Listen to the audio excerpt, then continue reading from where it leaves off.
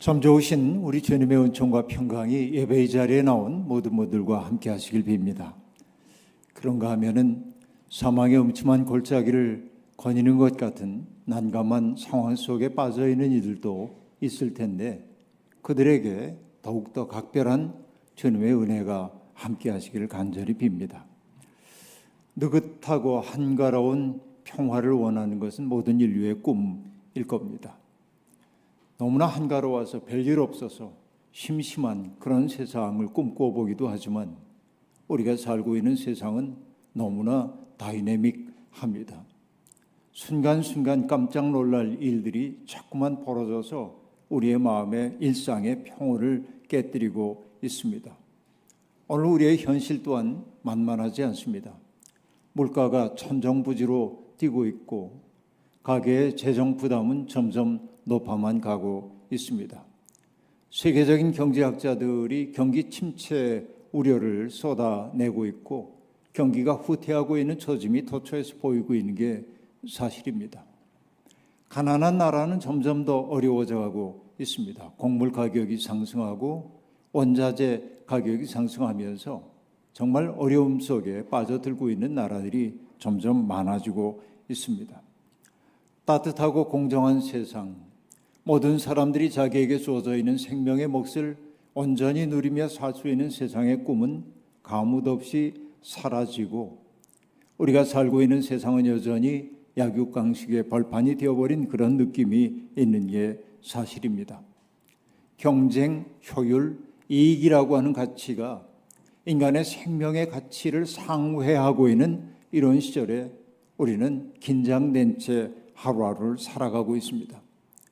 이런 세상에서 가장 큰 피해를 보고 있는 것은 어쩌면 사회적 약자들입니다. 세상은 무정하죠. 세상의 위험은 외주화하고 이익은 자기의 것으로 삼는 것이 세상의 논리라고 한다면 약자들은 점점 어려움 속에 빠져들고 있는 것이 사실입니다. 약자들의 울타리가 되어줘야 할 법, 이것은 여러분 오래전부터 우리들이 경험하는 바이지만은 약자들의 울타리가 되기보다는 강한 사람들의 이익을 보장해주는 방향으로 작동될 때가 더 많다는 사실을 우리는 우울하게 바라보고 있기도 합니다. 그 때문에 우리는 점점 희망을 잃어가기도 합니다. 노동에 땀 흘린 그 대가들은 상층부의 사람들이 나누어 가지고 그리고 얼마 남지 않는 것 가지고 다른 사람들이 그것을 나누며 사회적 불평등은 점점 커져가고 있습니다. 갈등이 커져가는 것도 당연한 일입니다. 영국의 킹스 칼리지와 ipsos라고 하는 연구단체에서 문화전쟁 조사 결과 발표한 적이 있습니다. 그런데 불명예스럽게도 대한민국이 7개 항목에 걸쳐서 조사 대상국 28개국 가운데 1등을 기록했습니다. 그 7가지는 빈부, 이념, 종교, 정당, 성별, 세대, 학력, 그 차이가 극심한 사회가 대한민국이라고 조사 결과가 나타났습니다. 어쩌다 이 지경이 되었는지 모르겠습니다. 우리는 스스로 대단한 나라인 것처럼 생각하지만은 대단한 나라의 이면 속에는 바로 이와 같은 부끄러운 모습이 있다고 하는 사실입니다. 흔히 우리 시대를 가리켜 하는 말 가운데 하나가 포스트 트루스 시대라고 얘기를 하고 있습니다. 굳이 번역하자고 한다면 탈진실의 시대 이렇게 말하기도 합니다. 전통적으로 우리가 정보를 입수하는 방법들은 여러 가지가 있었죠.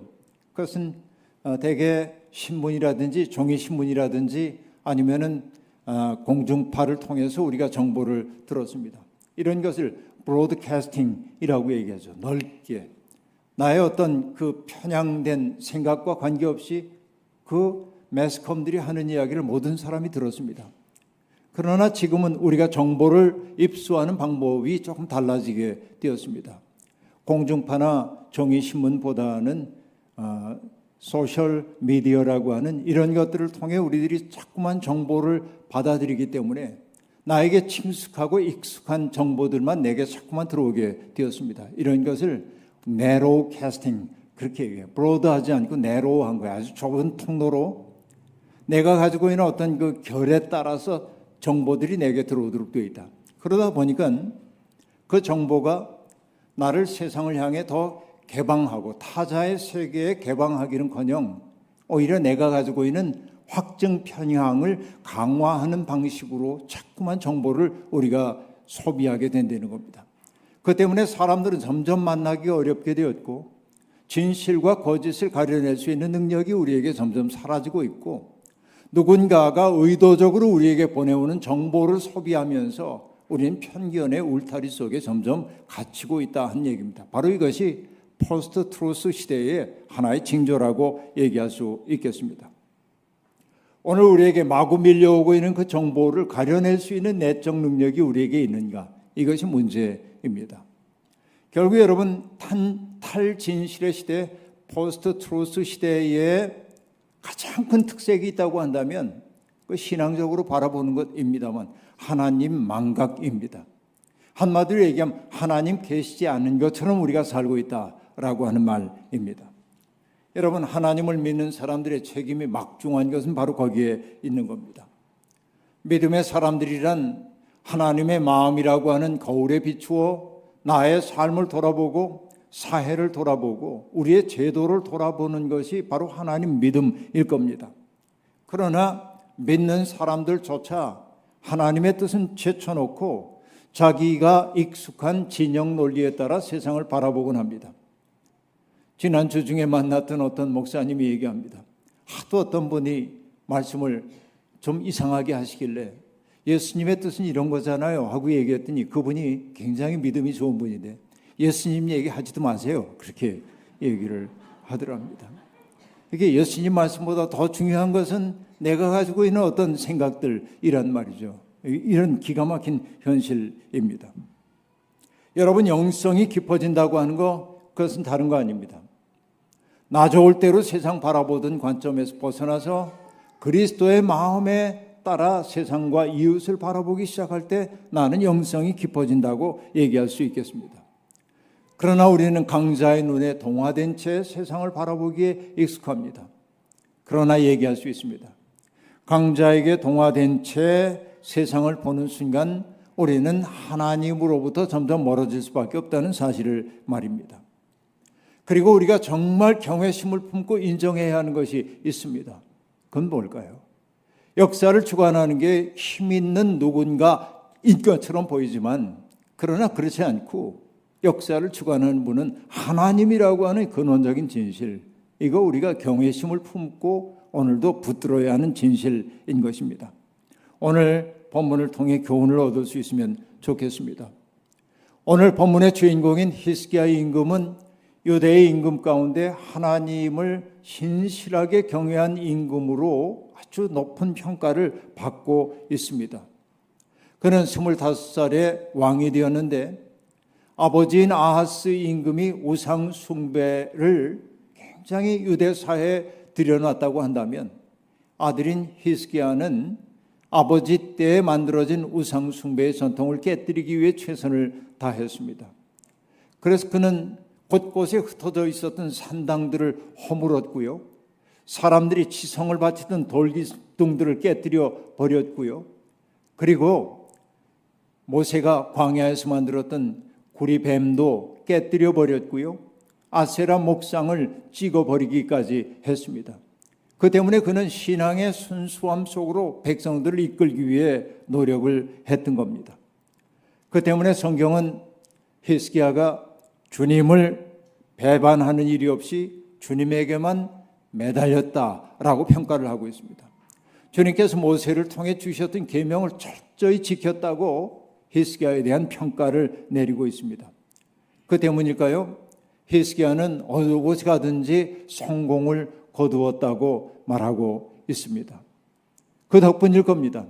블레셋 땅의 많은 부분을 차지함으로 영토를 확장하기도 했다고 말합니다. 그럼 여러분, 히스기야는 행복한 왕이었을까요? 아니요. 그는 불운한 왕이었습니다. 때를 잘 타고나지 못했기 때문에 그렇습니다. 히스기야가 다스리고 있던 그때는 고대 근동 지역이 격동의 세월 속으로 접어들던 때입니다. 메소포타미아 문명권에서 세력을 키운 시리아, 그 시리아 좀 다른 나라이긴 하지만 아시리아가 주변에 있는 세계와 전쟁을 벌여가면서 이 서쪽 세계 전체를 장악해 가고 있었기 때문에 그렇습니다. 그리고 히스기야 임금이 왕이 된 지 4년째 되던 해에 형제 국가라고 얘기할 수 있는 이스라엘이 살마네셀이라고 하는 그 아시리아의 임금에 의해 멸망당하고 맙니다. 그동안 이스라엘이라고 하는 그 나라는 유다의 입장에서 보자고 한다면은 북방으로부터 내려오는 적들을 막아내는 범퍼 역할을 하고 있었습니다. 범퍼가 사라져버리고 만 겁니다. 우리 옛말에도 순망치한이라고 한 말이 있죠. 입술이 없어지면 이가 시리다라고 하는 말입니다. 꼭 그 말 그대로였습니다. 이스라엘이 아시리아에게 멸망당하게 되자 남왕국 유다는 정말 직접적인 위협 속에 놓여지게 되었습니다. 이것이 히스기야 치하에 벌어졌던 일입니다. 몇 년의 조용한 시기가 지나가고 히스기야 14년 마침내 두려워하던 일이 벌어지게 되었습니다. 아시리아 왕인 산헤립은 대군을 이끌고 유다를 침공했습니다. 요새화된 성읍들이 하나둘 무너졌습니다. 전부 다 정복당했습니다. 이제 마침내 예루살렘이 포위되었고 얼마 지나지 않아 예루살렘도 그 산헤립의 군대 앞에 무력화될 것임이 분명했습니다. 히스기야는 라기스에 와 있던 그 산헤립 왕에게 전령을 보내서 사신을 보내서 화친을 청합니다. 그러자 이 산헤립이 몇 가지 조건을 내세웠습니다. 자기에게 전쟁 비용을 내라는 거예요. 조공을 바치라는 거예요. 근데 그 액수가 어마어마했습니다. 은 300달란트, 금 30달란트를 내라는 겁니다. 이것은 여러분 상상하기 어려운 큰 금액입니다. 그러나 어찌할 수가 없었던 히스기야는 왕궁 보물창고와 성전에 있는 모든 보물들을 다 털어서 계산해 봅니다. 부족합니다. 그래서 히스기야는 눈물을 머금고 어떤 일을 하냐면 자기가 성전 문과 기둥에 입혔던 금을 입혀놨었는데 그걸 다 베끼도록 해가지고 그것까지 무게에 추산하여서 넘겨줍니다. 나라가 거덜나버리고 만 겁니다. 굴욕스러웠습니다. 그러면 여러분 산헤립이 만족하고 이제는 됐다고 돌아갔을까요? 아니요. 제국이라고 하는 사륙기계는 자비가 없습니다. 상대방을 부수고 그리고 굴복시키기 전까지는 만족하는 법이 없습니다. 산헤립은 다르단, 랍사리스, 랍사게라고 하는 군대 장관들에게 굉장한 병력을 주어서 예루살렘을 치도록 만듭니다. 여기서 얘기하고 있는 다르단, 랍사리스, 랍사게라고 하는 것은 특정한 장군의 이름이 아니라 요즘으로 얘기하면 합참의장, 육군참모총장, 야전군 사령관 이런 지구의 이름입니다. 그러니까 그들이 총동원돼서 예루살렘을 지금 치게 되는 겁니다. 히스기야는 다급했습니다. 그래서 국내 대신인 엘리야김, 서기관 셈나 그리고 역사 기록관 요하라고 하는 사람을 보내요. 그래서 그들과 협상을 하라고 얘기를 했습니다. 여기 얘기하고 있는 엘리야김이라든지 셈나라든지 요하라고 하는 사람은 유다의 입장에서 보면 당대의 최고의 지식인이고 협상가이고 외교관들이었을 겁니다. 그러니까 그들이 뭔가를 좀 막아내야 했던 겁니다. 그러나 그 사람은 랍사게의 상대가 되지 않았습니다.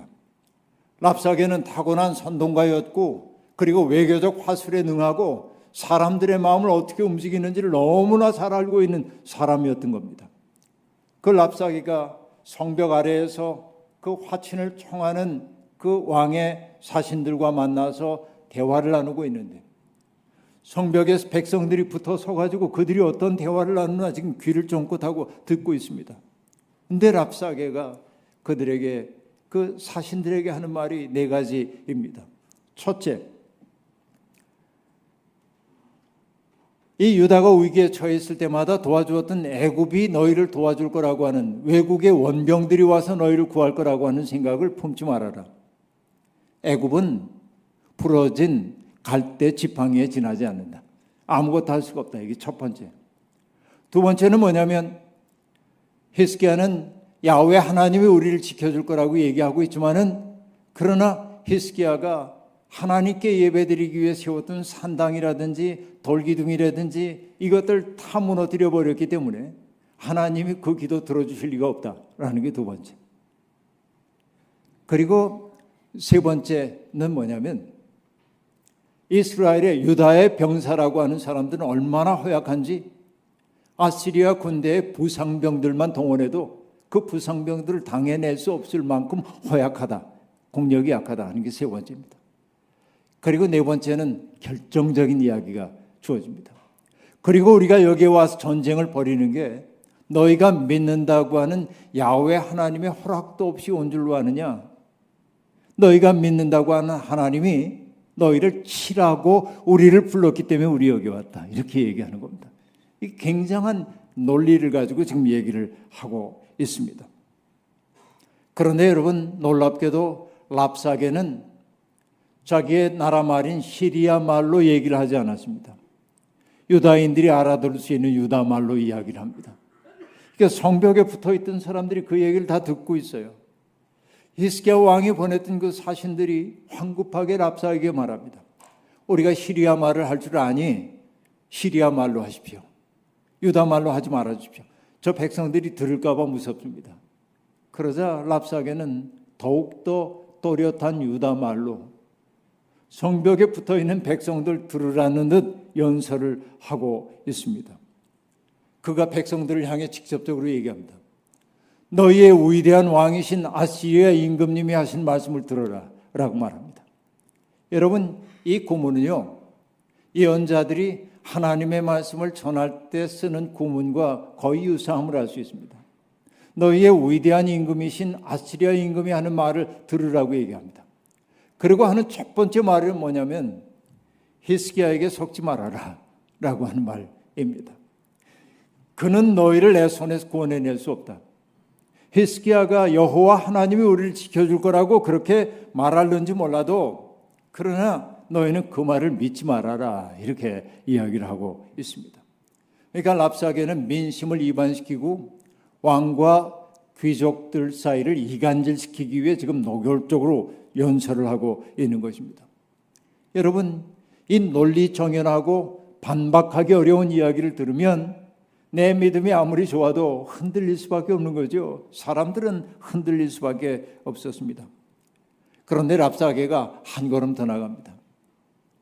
아시리아의 임금을 두려워해서 항복하는 백성들에게 보장해 줄 것이 있다라고 말하면서 항복하는 사람들에게는 자기가 기른 무화과나무의 열매를 따먹고 포도나무 열매를 따먹게 하겠고 자기가 판 샘물을 마시며 살 수 있도록 목숨을 보장하고 재산권도 보장해 줄 거다. 이렇게 얘기를 하고 있습니다.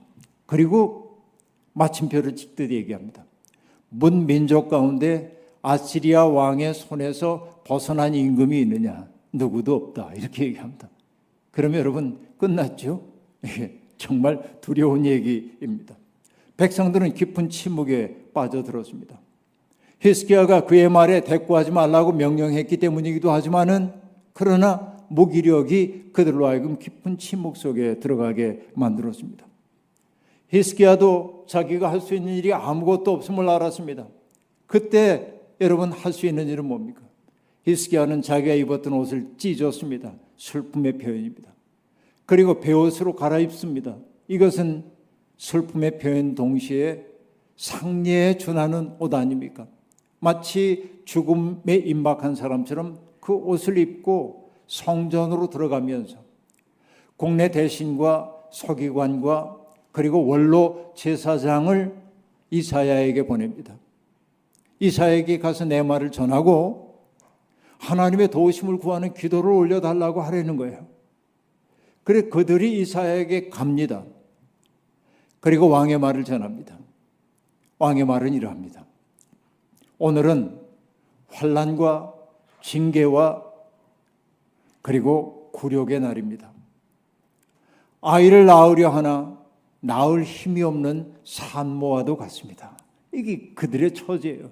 히스기야의 처지인 동시에 남왕국 유다의 처지가 그런 거예요. 환난과 징계와 굴욕의 날이라는 거예요. 여러분, 이 히스기야를 사로잡고 있는 무력감이 이렇게 또렷하게 드러날 수가 없습니다. 아이를 낳으려 하나 낳을 힘이 없는 산모와 같다 하는 얘기예요. 이사야는 왕에게 희망적인 메시지를 줍니다. 왕에게 전하시오라고 말하면서 사네립 왕은 뜬 소문을 듣고 포위를 풀고 돌아갈 거고 자기 나라로 돌아가서 칼에 맞아 죽을 겁니다. 이 말을 전하십시오 라고 얘기합니다. 이사야가 그 말을 한 다음에 진짜 그 일이 이루어지는 것처럼 보였습니다. 애굽 군대가 출병했다는 이야기를 들은 사네립은 일단 남쪽에서 올라오는 애굽 군대를 제압하기 위해서 예루살렘 포위를 풀고 림나라고 하는 곳으로 옮겨갑니다. 그러니까 일단은 유다가 조금 살만하게 이렇게 되었던 것입니다.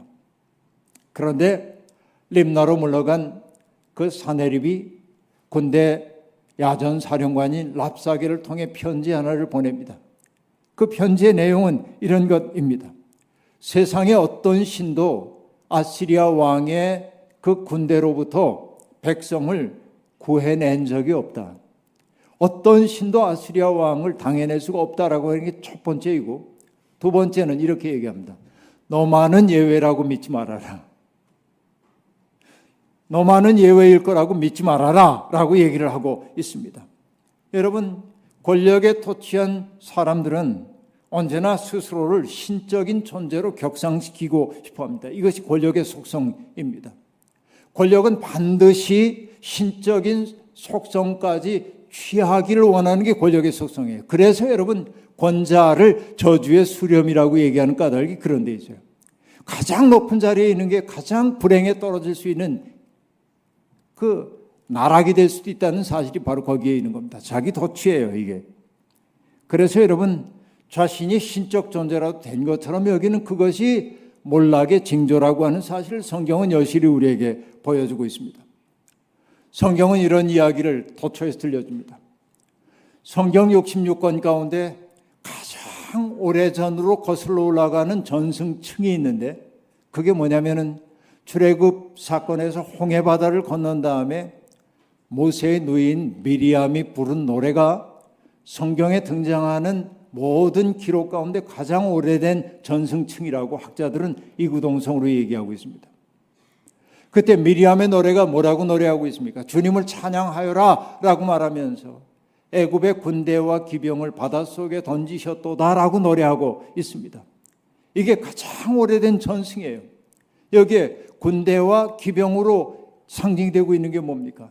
전쟁 기계인 제국. 그것은 세상을 압도하는 것처럼 보이지만은 미리암의 노래는 간단하게 얘기합니다. 주님께서 그들을 바닷속에 내던지셨도다라고 말하죠. 가장 강한 줄 알았지만 하나님이 한번 손을 쓰니까 무력하게 되더라라고 하는 게 미리암의 노래예요. 이게 성경의 가장 오래된 전승이라 하는 얘기입니다. 바벨론의 왕 벨사살 왕의 이야기 우리가 잘 알잖아요. 이 벨사살 왕은 권력에 도취되어 있었습니다. 괴인들을 1000명이나 불러가지고 큰 잔치를 벌입니다. 술잔치를 벌이다 보니까 아주 여흥이 도도해져가지고 그 벨사살 왕이 예루살렘 성전에서 약탈해온 기물들을 가져오라고 그래서 그 거룩한 일에 사용됐던 기물들의 술을 따라가지고선 호기롭게 마시는 거예요. 그리고 자기들의 민족을 지켜준다고 믿는 신들에게 찬미를 바치고 있을 때 어떤 일이 벌어졌습니까? 왕궁의 촛대 위에 있는 회벽에 손 하나가 나타나더니 벽에다 글을 쓰기 시작합니다. 모두가 공포에 사로잡혔습니다. 예상할 수 없는 일이었기 때문에 그렇습니다. 왕은 바벨로니아의 지혜자들을 불러다가 이게 무슨 메시지인지 해석해보라고 하지만 누구도 할 수가 없습니다. 다니엘이 불려왔고 다니엘이 겸허하게 벨사살에게 얘기했습니다. 여기에 적혀있는 글자는 메네 데겔 우 바르신이라는 글자입니다. 뜻은 무엇인가? 왕이 이제는 정말 그 부끄러운 일을 저질렀기 때문에 왕의 나라가 끝날 때가 되었습니다라는 내용과 하나님의 저울에 달려보니 왕의 무게가 부족했습니다라고 하는 거, 그래서 하나님이 나라를 다른 사람에게 넘겨주기로 했습니다라는 메시지가 거기에 있는 거예요. 언제입니까? 자기가 신적 존재가 된 것 같은 그 상황 속에서 그의 몰락이 시작되었고, 벨사살 왕은 바로 그 잔치 끝난 다음에 죽잖아요. 이게 성경이 우리에게 들려주고 있는 이야기입니다. 똑같습니다. 지금 사네립이 어떤 신들도 아시리아 왕으로부터 나로부터 나라를 지켜준 신이 없다. 히스기야, 너만은 예외라고 생각하지 말아라. 이 편지를 받고 히스기야는 어찌할 바를 몰라 그 편지를 들고 성전 안에 들어가서 하나님의 현존 앞에 편지를 펼쳐놓고 그가 기도합니다. 모든 나라를 다스리신 하나님, 하늘과 땅을 지으신 하나님, 우리를 지키시고 보호하여 주십시오. 이제 그의 손에서 우리를 구원하여 주셔서 세상의 모든 나라가 오직 주님만이 홀로 주님이심을 알게 하여 주십시오 라고 기도하고 있습니다. 하나님께서 히스기야의 기도에 응답하시죠. 그래서 이사야를 통해 다시 한번 메시지가 내려옵니다. 아시리아 왕은 유다 백성들, 언약 백성인 유다를 조롱했기 때문에 그 조롱을 통해 하나님까지 조롱했다는 거예요. 그리고 하나님은 조롱당하실 분이 아니라는 거예요.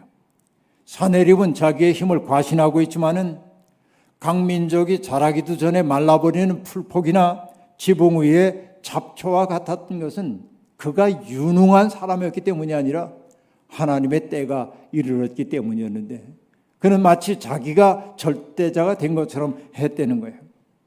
그리고 얘기합니다. 한계를 모르는 그의 분노와 오만에 대해서 하나님의 징계의 시간이 다가왔다는 겁니다. 사네립의 시대는 끝났다라고 얘기합니다.